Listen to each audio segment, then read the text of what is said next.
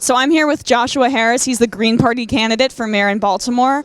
Tell us a little bit about yourself, how you got involved with the Green Party.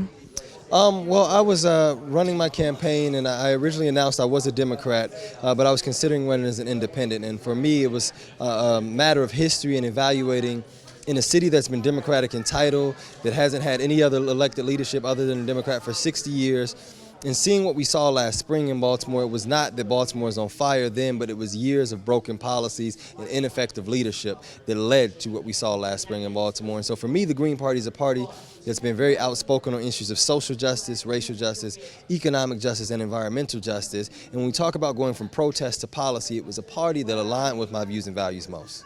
Well, yeah, obviously racial politics is a huge issue right now in Baltimore. I mean, I'm sure you have strong opinions about the decisions recently in the Freddie Gray case and stuff like that. Do you have any comment on that in particular?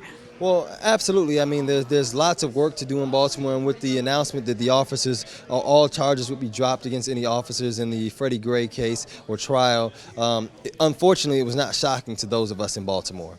We knew it was coming. We saw it was coming. We never expected any officers to actually see a day of jail time but what we recognize is that justice for the city of Baltimore extends far beyond that case, far beyond that trial. And so what bringing charges to those officers did was provided the opportunity for us to now have a lens inside of what is happening in the history of police corruption and police misconduct in Baltimore City. And so now we know what we need to address and how, then the next time, hopefully we don't have a next time, but if the next time should occur, what we need to do to make sure that we are able to prosecute appropriately.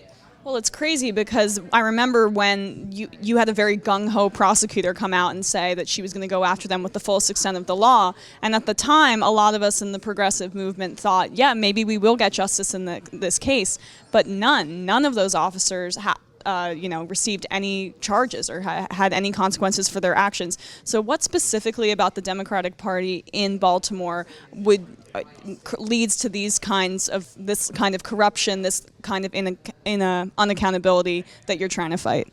I think that it is just a history of complacency in Baltimore. When you have a single party that has not really been pushed to be progressive and pushed to do better and be better because they've become complacent, because there hasn't been a real challenger and contender for them to push them, that we haven't seen the progressive policy changes needed. Understanding that in Baltimore City, justice for us is understanding economic justice. Knowing that the conditions that create and allow Freddie Gray to live in and allow poverty to thrive are directly connected to economic injustice. It's knowing that before an African-American male is killed in his neighborhood by either his peer or by the police, that in Baltimore City, that's directly related to acts of economic injustice.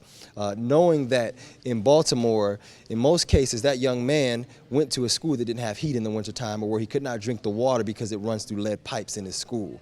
Knowing that he lived in a neighborhood where recreation centers were defunded or closed, in fact, and did not provide any access to resources to see the world of possibilities for him. Because in most cases in Baltimore, that money was going to a major corporation to invest in downtown and then the harbor, and was being taken away from East and West Baltimore and the communities that need the investment most. And so understanding those acts of economic injustice and how they directly connect to the conditions that allow poverty and violence to thrive in.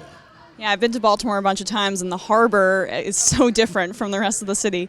Last question, you talk about the Democratic Party not being pushed in Baltimore to be more progressive. What is it about Jill Stein and her candidacy that you think is going to push the country and the political conversation forward to be more progressive?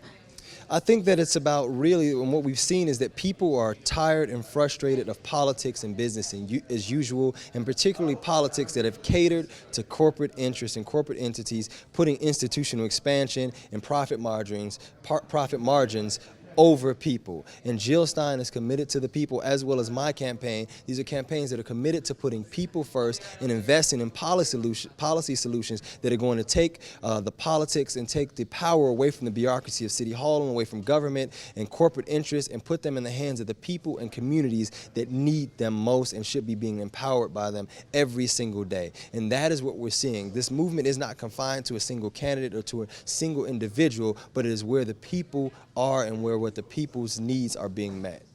And where can people find out more information about you? Well, my name is Joshua Harris. I'm a candidate for mayor in Baltimore City. My website is harrisforbaltimore.com. My platform is Banking for a Baltimore Undivided, because I believe that the city should work for every single one of us. And you can find me on social media, Facebook, Harris for Baltimore, Twitter and Instagram, Harris for Be More. All right, thank you very much.